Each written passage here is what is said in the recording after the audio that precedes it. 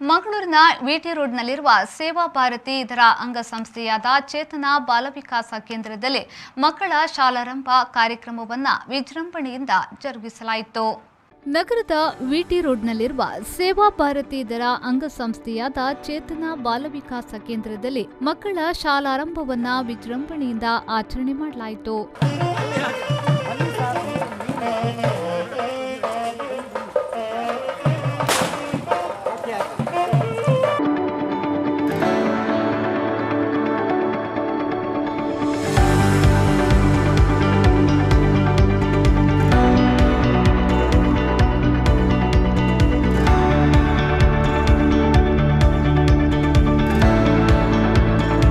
ಇನ್ನು ತಳಿರು ತೋರಣಗಳಿಂದ ಹಾಗೂ ದೀಪವನ್ನ ಬೆಳಗಿಸಿ ಶಾಲೆಯನ್ನ ಸಿಂಗರಿಸಲಾಯಿತು.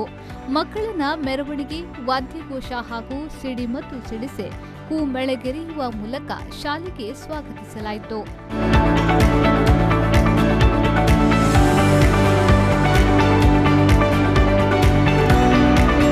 ಮಕ್ಕಳನ್ನ ಸ್ಯಾನಿಟೈಸರ್ ಹಾಗೂ ಥರ್ಮಲ್ ಸ್ಕ್ಯಾನಿಂಗ್ ಮೂಲಕ ತಪಾಸಣೆ ನಡೆಸಲಾಯಿತು. ಮಕ್ಕಳಿಗೆ ಆರತಿ ಬೆಳಗಿ ಕುಂಕುಮ ಹಚ್ಚಿ ಹೆಣ್ಣು ಮಕ್ಕಳಿಗೆ ಹೂವನ್ನ ಮುಡಿಸಿ ಸಿಹಿ ತಿಂಡಿ ತಿನ್ನಿಸಿ ಹಾಗೂ ಶಿಕ್ಷಕಿಯರಿಂದ ಸ್ವಾಗತ ಸಂಗೀತದ ಮೂಲಕ ಮಕ್ಕಳನ್ನ ಶಾಲೆಗೆ ಸ್ವಾಗತಿಸಲಾಯಿತು.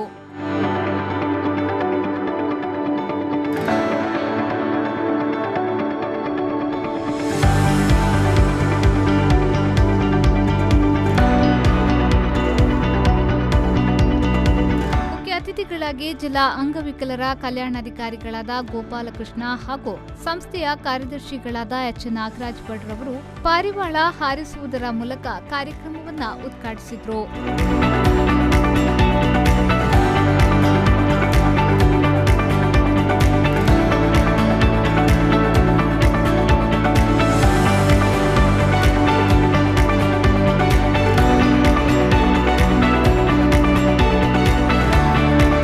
ಇದೇ ವೇಳೆ ಜಿಲ್ಲಾ ಅಂಗವಿಕಲರ ಕಲ್ಯಾಣಾಧಿಕಾರಿಗಳಾದ ಗೋಪಾಲಕೃಷ್ಣ ಅವರು ಕಾರ್ಯಕ್ರಮಕ್ಕೆ ಶುಭ ಹಾರೈಸಿದರು.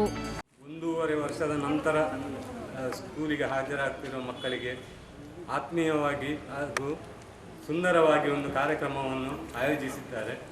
ಇದಕ್ಕೆ ನಮ್ಮನ್ನು ಅತಿಥಿಗಳಾಗಿ ಆಹ್ವಾನಿಸಿದ್ದಾರೆ. ಇದಕ್ಕೂ ನಮ್ಮ ಇಲಾಖೆಯ ಪರವಾಗಿ ನಿಮ್ಮೆಲ್ಲರಿಗೂ ಹೃತ್ಪೂರ್ವಕ ಧನ್ಯವಾದಗಳನ್ನು ಸಮರ್ಪಿಸುತ್ತೇವೆ. ಈ ವೇಳೆ ಸೇವಾ ಭಾರತಿ ಸಂಸ್ಥೆಯ ಅಧ್ಯಕ್ಷರಾದ ಸುಮತಿ ಶೆಣಿ, ಖಜಾಂಚಿಯವರಾದ ಪಿ ವಿನೋದ್ ಶೆಣಿ, ಸಂಸ್ಥೆಯ ವಿಶ್ವಸ್ತರು, ಸ್ವಯಂ ಸೇವಕರು, ಶಿಕ್ಷಕರು, ಶಿಕ್ಷಕೇತರ ಸಿಬ್ಬಂದಿ ಹಾಗೂ ಮಕ್ಕಳ ಹೆತ್ತವರು ಕಾರ್ಯಕ್ರಮದಲ್ಲಿ ಪಾಲ್ಗೊಂಡರು.